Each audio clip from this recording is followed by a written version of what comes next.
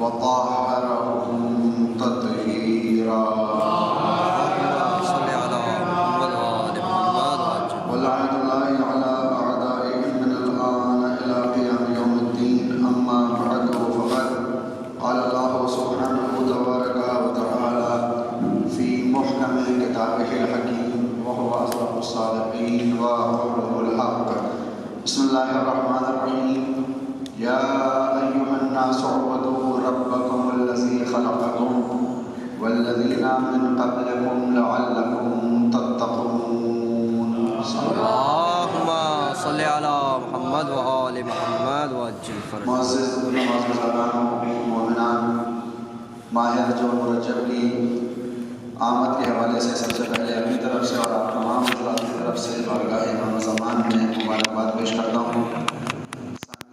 اپنی طرف سے آپ تمام حضرات کی خدمت میں ماہ رجب المرجب، ماہ توبہ اور انابہ اور ماہ معنویت و ولایت میں مبارکباد پیش کرتا ہوں۔ ماہ رجب المرجب حرام مہینوں میں پہلا مہینہ ہے جو ماہ فرد کے نام سے بھی یاد کیا جاتا ہے۔ 4 مہینے ایسے ہیں جن میں ان کے احترام کی بنیاد پر اللہ کی طرف سے یہ حکم ہے کہ ان مہینوں میں جنگ نہ کی جائے۔ 3 مہینے مسلسل ہیں، ذی قعدۃ الحرام، ذی الحجۃ الحرام اور محرم الحرام، اور چوتھا مہینہ یہی رجب المرجب ہے جسے ماہ اسب کہا جاتا ہے، یعنی یہ وہ مہینہ کہ جس میں اللہ کی رحمت جوش میں آتی ہے اور یہ رحمت برستی رہتی ہے مستقل ان افراد کے اوپر کہ جو اپنے آپ کو خداوند عالم سے قریب کرنا چاہتے ہیں۔ یوں تو عام طور پر مسلمان یہ سمجھتے ہیں کہ ماہ رمضان المبارک اللہ سے قریب ہونے کا مہینہ ہے، لیکن ماہ رمضان میں خدا سے وہی قریب ہو سکتا ہے جس نے اپنے آپ کو ماہ رجب اور ماہ شعبان میں آمادہ کیا ہو۔ اگر کوئی ماہ رجب کی اعتنا نہ کرے، ماہ شعبان میں اپنے آپ کو معزف نہ رکھے، یعنی وہ اپنے آپ کو ذمہ دار نہ سمجھے، اور یوں ہی اپنے اس نجس اور ناپاک روح اور بدن کے ساتھ ماہ رمضان میں وارد ہو جائے تو رمضان اسے ویسے فائدہ نہیں پہنچائے گا جیسے پہنچانا چاہیے۔ اس کی مثال پیش کی جاتی ہے کہ اگر ہمارے پاس کوئی ایک قیمتی برتن آ جائے کہ جس کے اندر نجاستیں بھری ہوئی ہوں، کیونکہ ظرف قیمتی ہے اور اب وہ آپ تک پہنچا ہے اور آپ اس کو استعمال کرنا چاہتے ہیں، تو یوں ہی استعمال نہیں کر سکتے، اس کے اسٹیپ بائی اسٹیپ، منزل بہ منزل آپ کو کچھ چیزیں کرنی پڑیں گی۔ مثال کے طور پر اگر وہ نجاست سے بھرا ہوا ظرف ہمارے پاس لایا جائے تو پہلے اس نجاست کو اس برتن سے خالی کرنا پڑے گا، اور جب وہ نجاست خالی ہو جائے تو پھر اس برتن کو صاف پانی سے دھلنا پڑے گا، اور پھر جب وہ دھل جائے تو آخر میں پاک چیزوں کے ذریعے اس کو بہتر بنایا جائے گا، یعنی پاک کیا جائے گا اور استعمال میں لیں گے۔ اسی طرح سے یہ ہمارا بدن، یہ ہمارا نفس، یہ ہمارا وجود سال بھر کے گناہوں کی وجہ سے کثیف ہو جاتا ہے، گناہ کی وجہ سے آلودہ ہو جاتا ہے، گندا ہو جاتا ہے، لہٰذا اس گندے برتن کے ساتھ ماہ رمضان میں وارد ہوں تو کوئی فائدہ ہونے والا نہیں ہے۔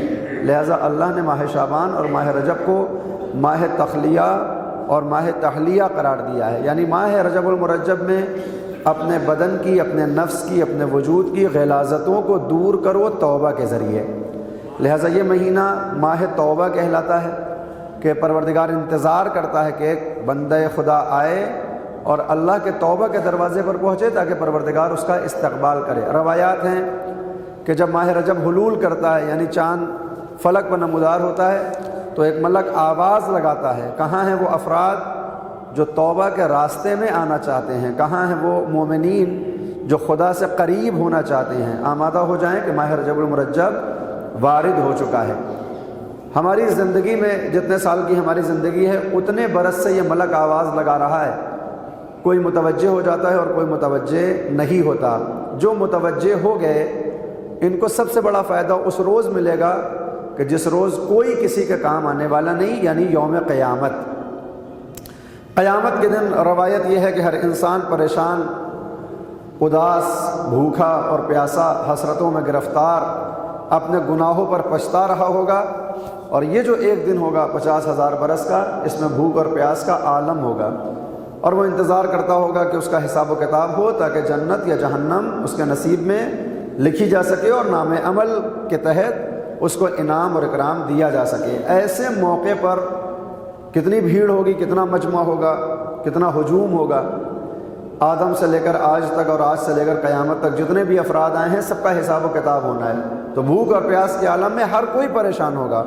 اچانک ایک ملک آواز دے گا این الرجبیون، رجب والے افراد کہاں ہیں؟ رجب والے افراد کہاں؟ یعنی وہ لوگ کہاں ہیں جنہوں نے اپنی زندگی میں ماہ رجب کو محترم سمجھتے ہوئے کوئی بھی چھوٹا سے چھوٹا عمل انجام دیا ہو۔ یہ بالکل ویسے ہی ہے کہ جیسے ہم سرکاری کام سے کسی بڑے آفیسر سے ملنے پہنچیں، ڈی ایم کے یہاں یا ایس ڈی ایم کے یہاں پر ملنے پہنچیں اپنی درخواست لے کر، اور جب ہم پہنچے تو معلوم یہ ہوا کہ ہم سے پہلے 100 لوگ وہاں موجود ہیں، اور آپ نے جوڑا کے ساتھ 100 لوگوں کو سنا جائے گا، میرا نمبر 101 نمبر ہے۔ اگر 5 منٹ بھی سب کو سنا تو پورا دن ختم ہو جائے گا اور میرا نمبر آنے والا نہیں ہے۔ یہ سوچ کر ابھی مایوسی ہی بیٹھے ہوں کہ اچانک آواز آئے کہ اس مجمع میں جو لوگ جمعہ مسجد میں جاتے ہیں جمعہ پڑھنے کے لیے وہ علیحدہ ہو جائیں، تو اب کیا فائدہ ہوگا کہ صاحب ان کو علیحدہ کیوں کیا جا رہا ہے؟ تو معلوم یہ ہوگا کہ جو ڈی ایم صاحب آئے ہیں وہ خود بھی ایک عرصے تک نماز جمعہ پڑھ چکے ہیں، لہٰذا انہوں نے آج خاص انتظام کیا ہے ان نماز گزاروں کے لیے کہ جو مثال کے طور پر آصفی مسجد میں نماز پڑھنے جاتے ہیں، ان کا حساب پہلے ہوگا۔ اگر یہ خبر آ جائے تو ہم کتنے خوش ہو جائیں گے کہ ان 101 افراد کے بعد یا 100 افراد کے بعد جو نمبر آنے والا تھا، اس ایک عمل کی وجہ سے اب ان کو آگے بلایا جا رہا ہے اور جلدی بلایا جا رہا ہے۔ بالکل وہی معاملہ ہوگا روز محشر کہ ہر انسان اپنا نام عمل لے کر کھڑا ہوگا، بھوک پیاس، حدت شدت، مایوسی، بے چارگی کا عالم، اور اچانک آواز آئے گی این الرجبیون، این الرجبیون، رجب والے کہاں ہیں؟ اور جب پوچھا جائے گا رجب والوں کو کیوں یاد کیا جا رہا ہے، تو جواب آئے گا کہ سب بھوکے رہیں گے، سب پیاسے رہیں گے، سب دہشت اور وحشت میں ہوں گے، مگر جنہوں نے اپنی زندگی میں رجب کا پاس رکھا تھا ان کے لیے انتظام الگ ہونے والا ہے۔ ان کی پیاس کو ختم کیا جائے گا، ان کی بھوک کو ختم کیا جائے گا۔ لہٰذا اس روایت کے آئینے میں ہمیں اس ماہ رجب میں کچھ نہ کچھ ضرور کرنا چاہیے۔ بہت سے اعمال ہیں، پہلی شب رجب سے لے کر آخر رجب تک الگ الگ راتوں کے اعمال ہیں، الگ الگ دنوں کے اعمال ہیں، ہو سکے تو سب کو انجام دیں۔ کچھ بھی نہیں کر سکتے تو کم از کم اپنا نام رجب والوں کی فہرست میں لکھوانے کے لیے استغفار کے اوپر زیادہ سے زیادہ توجہ دیں۔ 70 مرتبہ روزانہ استغفر اللہ واتوب الیہ، بہت آسان ہے، ہم سب کو یاد ہے۔ 2 سجدوں کے بیچ میں ہم کہتے ہیں استغفر اللہ ربی واتوب الیہ، ربی کو ہٹا دیں، صرف استغفر اللہ واتوب الیہ، کوئی وقت نہیں لگتا۔ 70 مرتبہ اگر ہم اس کو انجام دیں گے تو انشاءاللہ ہمارا شمار رجب والوں میں ہو جائے گا۔ اگر ہم رکھ سکتے ہیں، بدن میں طاقت ہے، تو روزے کی بڑی اہمیت ہے۔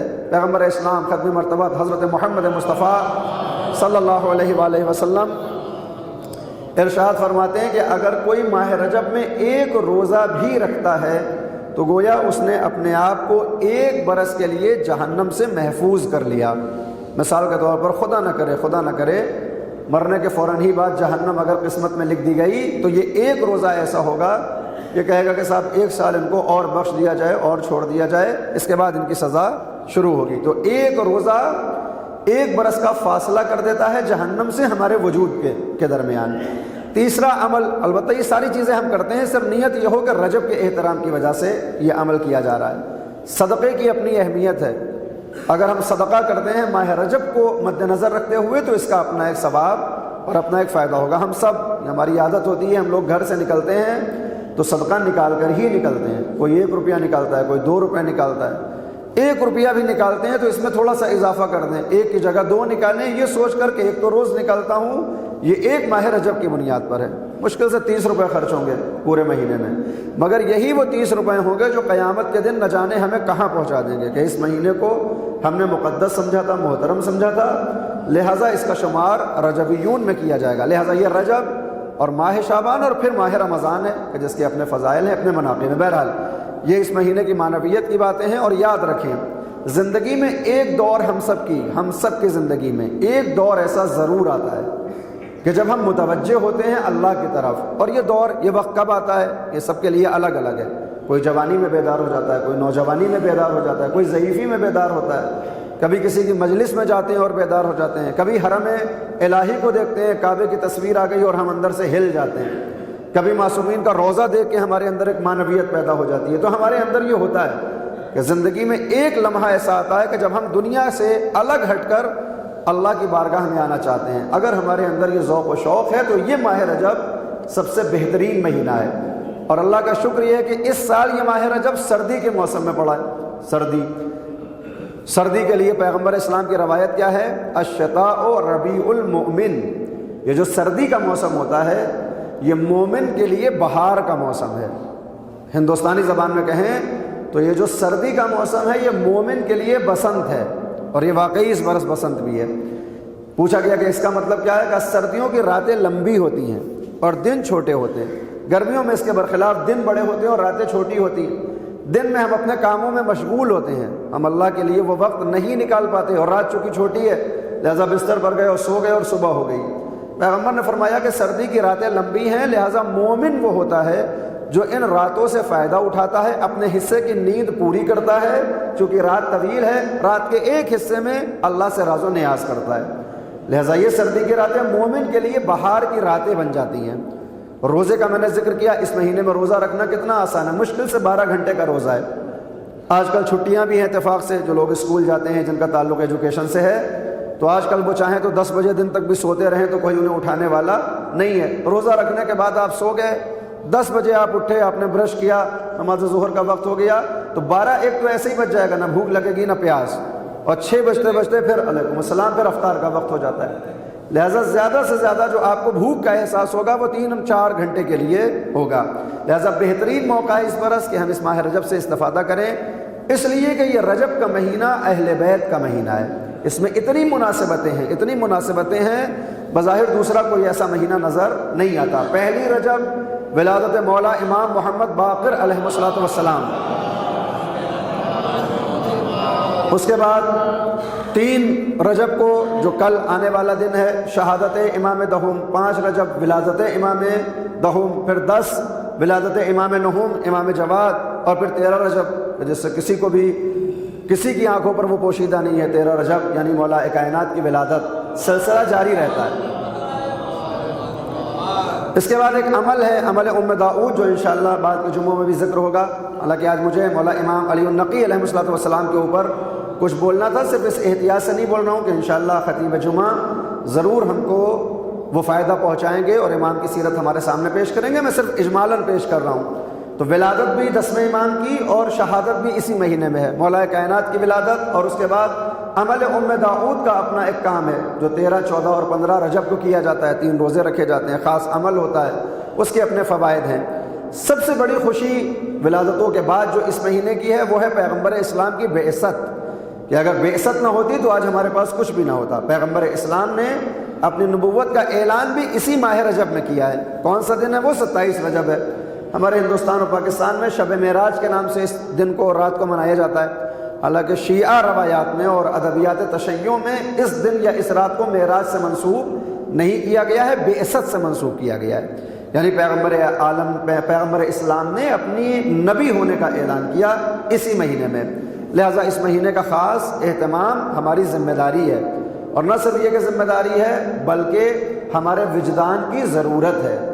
ہم چاروں طرف سے شیاطین کے بیچ میں گھرے ہوئے ہیں، ایک باہری شیطان ہے کہ جس کو ابلیس کہتے ہیں، اور ایک وہ شیطان ہے جو ہمارے وجود کے اندر ہے جسے نفس امارہ کہا جاتا ہے، یہ مستقل ہمیں گناہ کا حکم دیتا رہتا ہے، گناہ کی طرف پکارتا رہتا ہے۔ یہ ماہ جو ہوتے ہیں ماہ رجب و شعبان و رمضان، یہ اپنے نفس امارہ کو کچلنے کا وقت ہوتا ہے۔ کسی عارف کا ایک خوبصورت جملہ ہے کہ اس سے کسی نے پوچھا کہ اللہ تک پہنچنا ہے کتنا چلنا پڑے گا، کتنی منزلیں طے کرنا پڑیں گی، کتنا فاصلہ ہے مجھ میں اور اللہ میں کہ میں اللہ تک پہنچ جاؤں؟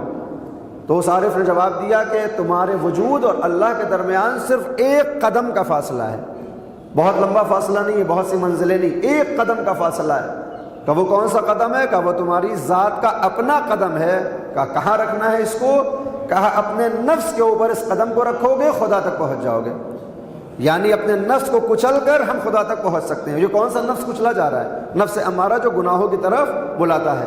جس دن نفس امارہ کو کچل دیا، عقل کی حکومت قائم ہو جائے گی ہمارے وجود پر، اور جس دن عقل کی حکومت قائم ہو گئی اسی دن ہمارا نفس نفس لوامہ بن جائے گا، اور جو نفس امارہ میں کبھی داخل ہی نہ ہوا وہ اطمینان کی آخری منزلوں میں بھی پہنچ جاتا ہے۔ لہذا ضرورت ہے کہ ہم اپنی اس مشغول زندگی میں پروردگار کی طرف متوجہ ہوں۔ آج ہماری دنیا میں ہماری زحمتوں، ہماری مصیبتوں، ہماری بے چینی، ہمارے اضطراب کا سب سے بڑا سبب یہ ہے کہ ہم اللہ سے ویسے وابستہ نہیں ہیں جیسے ہونا چاہیے۔ البتہ یہ آپ کے لیے نہیں، میں بندہ حقیر اپنے لیے عرض کر رہا ہوں کہ ساری مصیبتوں کی جڑ میرے لیے یہی ہے کہ میں نے اللہ سے ایک دوری بنا کر رکھی ہے، وگرنہ جو اللہ سے نزدیک ہو جائے تو الا بذکر اللہ تطمئن القلوب، ذکر الہی میں دلوں کا اطمینان ہے۔ ایک مرتبہ آپ راہ خدا میں آ کر دیکھیں، پھر دیکھیں آپ کو کتنی لذت آتی ہے، اور جب الہی لذت شروع ہو جاتی ہے، معنوی لذت شروع ہو جاتی ہے، پھر دنیا کی لذت کوئی معنی نہیں رکھتی۔ دلیل کیا ہے؟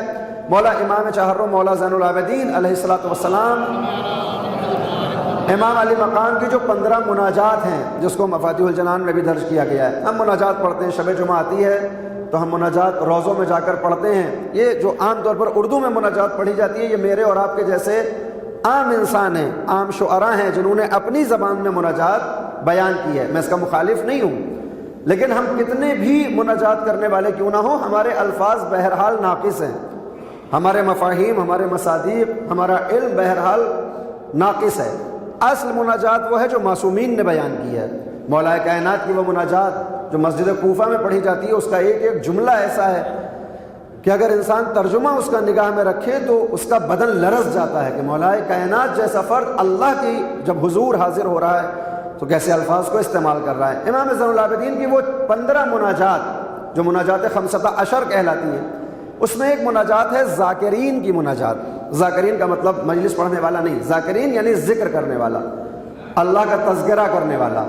تو ذاکرین کی مناجات، اس میں ایک جملہ ہے کہ امام فرماتے ہیں پروردگار سے، معبود میرے اوپر رحم فرما۔ بہت سی مناجات ہیں، انشاءاللہ آپ ایک فہرست ضرور جا کر دیکھیں، جمعہ کے دن سے شروع ہوتی ہیں مناجات، اگر آپ پڑھنا چاہتے ہیں۔ پہلے دن تائبین کی مناجات ہے، توبہ کرنے والوں کی مناجات، پھر شنبہ، یکشنبہ، دوشنبہ سے شنبہ، 15 دن کا یہ پورا کورس ہے اللہ تک پہنچنے کے لیے۔ بہترین موقع ہے ماہ رجب، آج ہی سے شروع کریں اگر موقع ہو، نہیں عربی پڑھ سکتے تو ترجمہ ضرور پڑھیں۔ انہی مناجات میں ایک مناجات ہے ذاکرین کی، جس میں امام فرماتے ہیں بارہ الہ پروردگارہ میرے اوپر رحم فرما اور میرے وجود سے دنیا کی تمام لذتوں کو چھین لے۔ دنیا کی جو لذتیں ہیں جو میرے نفس امارہ کو فائدہ پہنچاتی ہوئی نظر آتی ہیں، بظاہر مزہ دیتی ہوئی نظر آتی ہیں، ان سب کو چھین لے، ساری لذتوں کو چھین لے سوائے اس لذت کے جو تیرے ذکر کے اندر پائی جاتی ہے۔ یعنی اللہ کے ذکر میں ایک لذت ہے۔ اور پھر یہی امام ہے جو اپنے شاگرد سے کہتے ہیں کہ جب کوئی بندہ گناہ کی وادی میں آتا ہے، گناہ کرتا ہے، تو جو اللہ قیامت میں سزا دے گا، قبر میں سزا دے گا، وہ اپنی جگہ دنیا میں ایک گناہ گار کے لیے سب سے پہلی اور سب سے بڑی سزا اللہ کی طرف سے یہ ہے کہ وہ اپنی اطاعت کا مزہ اس کے وجود سے چھین لیتا ہے۔ کہا مولا اس کا مطلب کیا ہے؟ کہا کہ جس طرح سے گناہوں میں تمہیں لذت محسوس ہوتی ہے، ہم گناہ کیوں کرتے ہیں؟ کوئی گناہ ہم کیوں کرتے ہیں؟ اپنے مزے کے لیے، اپنے لذت کے لیے۔ اور میں مثال دیتا ہوں، عبد الرحیم بھی پان بیچ رہا ہے اور رام بھروسے بھی پان بیچ رہے ہیں، مگر ہم عبد الرحیم کا پان نہ لے کے دوسرے کا پان لیتے ہیں اور پوچھے کیوں لے رہے ہیں تو کہتے ہیں صاحب ان کا چونا بڑا تیز ہے۔ تو یہ جو گناہ کیا جا رہا ہے بظاہر، یہ کیوں ہو رہا ہے؟ مزے کے لیے، تھوڑی سی دیر کے لیے۔ تو کوئی بھی گناہ ہم کرتے ہیں وہ مزے کے لیے کرتے ہیں۔ نامحرم کے اوپر نگاہ جاتی ہے، خدا نخواستہ، معاذ اللہ، نعوذ باللہ، یہ کس لیے ہے؟ مزے کے لیے ہے۔ امام فرماتے ہیں کہ جیسے گناہگار کو گناہ میں مزہ ملتا ہے، اللہ کے راستے میں قدم رکھنے والے کو اللہ سے نزدیک ہونے میں اس سے زیادہ مزہ ملتا ہے۔ اور گناہگار کو اللہ پہلی سزا یہ دیتا ہے کہ وہ اپنی اس معنویت کی لذت اس سے چھین لیتا ہے۔ پھر نماز اسے بھاری معلوم ہوتی ہے۔ جو واقعی معنی میں نماز گزار ہے، جو واقعی معنی میں ذاکرین ہے، جو واقعی معنی میں تائبین ہے، جو واقعی معنی میں الہی راستے میں آتے ہیں، انہیں نماز تھکاتی نہیں ہے، نماز ان کو لذت پہنچاتی ہے۔ ہمارا اور آپ کا جو طریقہ ہوتا ہے کہ صاحب نماز پڑھ لیتے ہیں تو بڑے ہلکے محسوس کرتے ہیں اپنے آپ کو، اس کا ایک دوسرا رخ ہے، یعنی نماز ہمیں بھاری معلوم ہو رہی ہے، جب پڑھ لیتے ہیں تو ہلکے ہو جاتے ہیں۔ پیغمبر اسلام اس کے برخلاف کہتے تھے۔ پیغمبر بعض اوقات بلال سے کہتے تھے کہ ارحنا یا بلال، ارحنا یا بلال، بلال میرے بدن کو تھوڑی راحت پہنچاؤ، میرے بدن کو تھوڑی راحت دو۔ اب اس کا مطلب یہ نہیں تھا کہ بلال سے کہہ رہے ہیں میرے پاؤں دباؤ، تو بلال کہتے تھے نبی خدا کیا کروں؟ کہ جاؤ ذرا اذان دو تاکہ میں نماز پڑھوں کہ میرا بدن راحت میں پڑ جائے اور مجھے راحت مل جائے۔ تو ذکر الہی میں ایک لذت ہے، گناہگار سے وہ لذت چھین لی جاتی ہے۔ آخری بات، اور اپنی باتوں کو یہی تمام کروں، یہ جو دنیا کی جتنی بھی گناہوں میں لذت ہو، حضرت ابراہیم علی نبینا و علیہ السلام ایک روز اسرائیل ملنے کے لیے آئے، ملک الموت، میری کوئی بھی تقریر موت اور ذکر موت کے بغیر ہوتی نہیں، تو آج کیسے ہو جاتی۔ اسرائیل ملنے کے لیے آئے تو ابراہیم نے کہا کہ اسرائیل کیوں آئے ہو؟ روح لینے کے لیے آئے ہو؟ کہا نہیں بس ملاقات کے لیے آیا تھا۔ کہا کہ اسرائیل یعنی ملک الموت، میں یہ چاہتا ہوں، میں نے سنا ہے کہ جب مومن کے پاس جاتے ہو تصویر دوسری ہوتی ہے، گناہ گار کے پاس جاتے ہو تو تصویر دوسری ہوتی ہے، وحشتناک تصویر ہوتی ہے۔ میں یہ چاہتا ہوں کہ میں تمہارا وہ روپ دیکھوں، وہ چہرہ دیکھوں جو تم گناہ گاروں کے پاس لے کر جاتے ہو، فاسقوں کے پاس لے کر جاتے ہو، فاجروں کے پاس لے کر جاتے ہو۔ تو اسرائیل کہتے ہیں ابراہیم وہ صورت آپ برداشت نہیں کر سکیں گے، وہ جس طرح سے میں جاتا ہوں وہ آپ کے بس کی بات نہیں۔ کس سے کہا جا رہا ہے؟ ابراہیم سے جو نار نمرودی کو دیکھ کر آئے ہیں، نار نمرودی کو برداشت کر کے آئے ہیں، ان سے اسرائیل کہہ رہے ہیں آپ برداشت نہیں کر سکیں گے۔ حضرت ابراہیم نے کہا کہ نہیں، یہ میرا حکم ہے، تم ویسی شکل میں آؤ جیسے آتے ہو گناہ گاروں کے پاس۔ حکم ملا تو اسرائیل کہتے ہیں ابراہیم ذرا اپنی آنکھوں کو بند کرو۔ ابراہیم نے اپنی آنکھوں کو بند کیا اور کہا کہ اب ذرا اپنی آنکھوں کو کھولو۔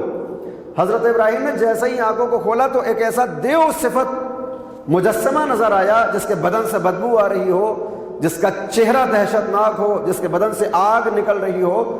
ایسا جو مجسمہ دیکھا تو بے ہوش ہو گئے، غش کھا کر زمین پر گر پڑے۔